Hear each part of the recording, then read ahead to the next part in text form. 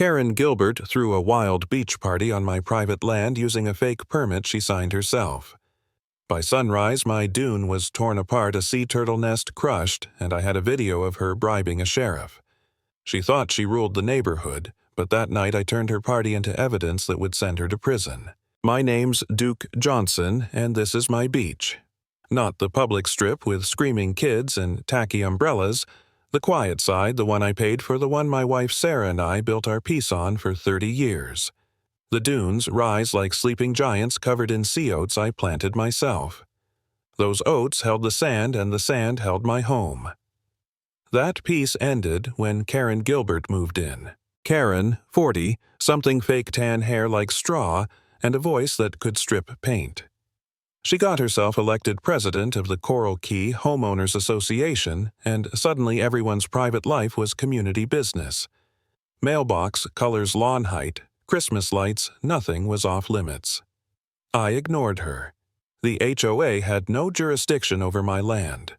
My deed said so. My lawyer confirmed it. I believed in boundaries. Karen believed in control. It started with a glossy flyer, Coral Key Summer Glow Gala, printed in neon letters. The location, my private beach. I walked to her house, a white monstrosity that blocked the sun for 3 neighbors. She opened the door, holding a trembling Pomeranian. Karen. I said this party is on my property. She smiled, tight and fake. Oh, Duke, it's for the community. We need access. Rules don't apply when it's for everyone. I told her my rope line was there for a reason, private property dune restoration. She waved it off. We're improving it. That messy patch of weeds, soon it'll be a boardwalk. Those weeds were sea oats. The only thing keeping my house from washing into the Atlantic. My jaw tightened. You'll do no such thing, I said. Her response. We have a permit. She flashed a document like a magician. I took a photo of it. The permit was signed by guess who, K. Gilbert President. She'd given herself permission. That night I called my lawyer. The HOA had no power there. The permit was fake. We sent a certified letter warning her step on my land and it's trespassing. I posted signs every 10 feet. Private property, protected habitat. Sarah stood on the deck, arms crossed. Are you sure about this? She asked. She seems unreasonable. Unreasonable people, I told her, only understand unreasonable consequences. But first, we start with reason. The next morning, 3 trucks rolled up. A stage sound system, champagne coolers. Crews crossed my rope line like it wasn't even there. I walked out recording everything. Morning, fellas. You're on private property. The foreman grunted. Karen Gilbert hired us. We're good. I showed him the signs. He shrugged. I called the sheriff. A young deputy came out, looked at my deed, my emails, the fake permit photo, then at Karen, who had just strutted down the beach in a white sundress and giant sunglasses. She smiled sweetly. Officer, this man is harassing my workers. The deputy hesitated, then told me, sir, this seems like a civil matter. Try to work it out. Civil matter. They were tearing up my dune with heavy equipment, and it was a civil matter. I stood there powerless as Karen smirked and walked away. That night, her glow gala lit up my entire house like a UFO landing. Music so loud the windows shook. Neon lights, white outfits, cheap champagne spilling into the sand. Sarah stood beside me on the deck. She's getting away with it, she whispered. I steadied the camera on my tripod. Let her, I said. The more witnesses, the better. I filmed everything, the crowd, the equipment, the damage. Then, as the bass pounded, a storm rolled in. The wind came first, then a wall of rain so thick it blurred the horizon. The power went out. Lightning cracked. People screamed. The stage lights flickered on generator power, and then the foam machine kicked on. Thick white foam driven by hurricane-force wind spewed across the beach like chemical snow. It covered the crowd, the dunes, the turtle nest I'd been protecting. People slipped and fell. I ran down with a flashlight yelling, "Get off the dune, you're destroying it." They couldn't even hear me. By the time the storm passed, the nest was gone, flattened, eggs crushed. I stood there soaked, shaking with anger. This wasn't trespassing anymore, this was a federal crime. Then came the moment that changed everything. Karen showed up again, mud on her dress, but still trying to look composed just as another deputy arrived. I filmed from a distance, zoomed in. Karen handed him a white envelope. Thick, unsealed. He looked around, then slipped it into his coat pocket. A bribe. On my beach. On camera. I didn't sleep that night. When the sun rose, the beach was a wreck. Foam residue, trash, broken stakes, and 4 new bright pink survey markers hammered into the sand. A plastic sleeve hung from one a cease and desist letter claiming the dune was now community property.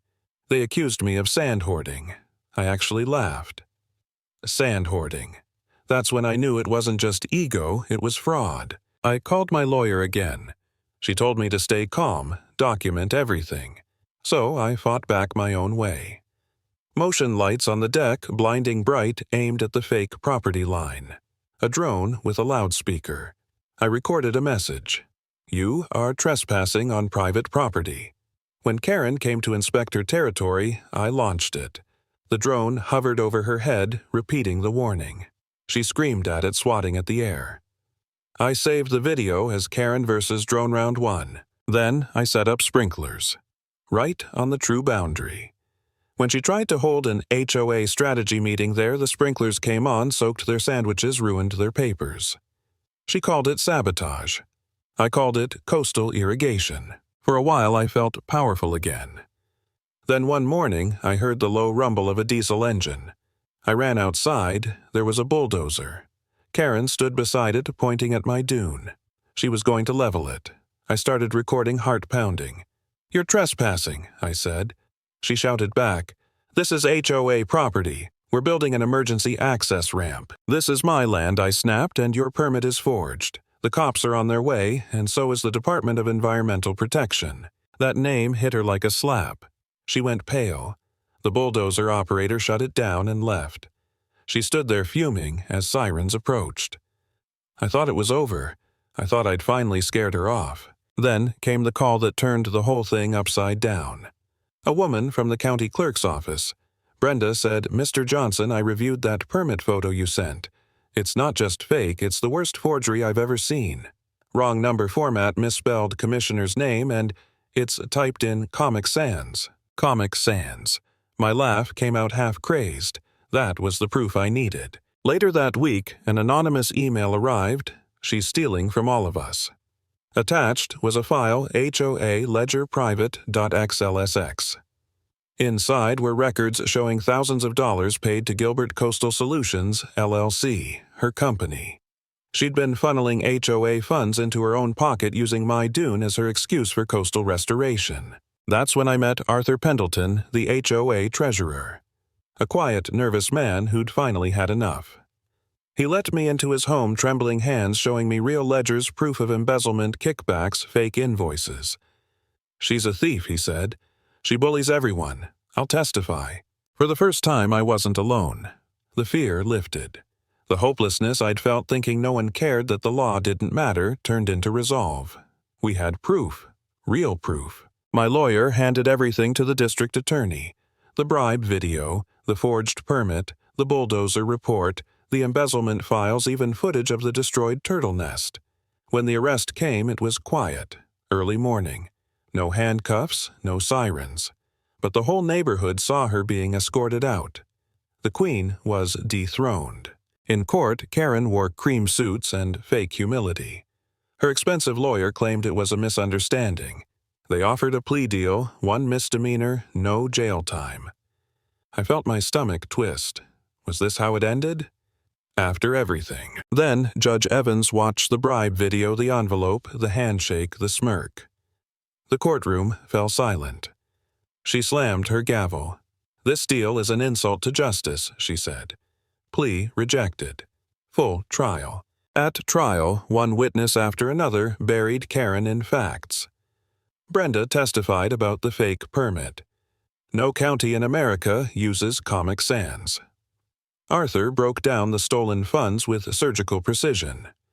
Officer Ramirez from Fish and Wildlife presented photos proving the dune stake had been moved a felony. Leo, the teenage neighbor, testified how he'd filmed the bribe too from another angle even clearer than mine. When it was my turn, Karen's lawyer tried to paint me as obsessive petty. "You set up sprinklers, lights, drones," he sneered. I looked him dead in the eye. "She brought a bulldozer," I said. "I brought a sprinkler." I'd say I showed restraint. The jury took less than 2 hours. Guilty on every count: fraud, forgery, bribery, embezzlement, environmental destruction. Karen didn't cry. She just stared at the floor as the verdicts piled up. When sentencing day came, Judge Evans didn't hold back. "You didn't just steal money, Ms. Gilbert," she said. "You stole your neighbor's peace. You corrupted public trust. You thought you were untouchable. You were wrong. 4 years in state prison, restitution, fines." I didn't cheer. I didn't smile. I just felt still, like the tide had finally stopped crashing. As they led her away, I thought about the night of the storm, the foam, the screaming, the chaos. She had turned my home into her playground and called it community spirit. But justice isn't loud. It doesn't glow or dance or shout. It's quiet, patient. Proof wins if you finish the fight.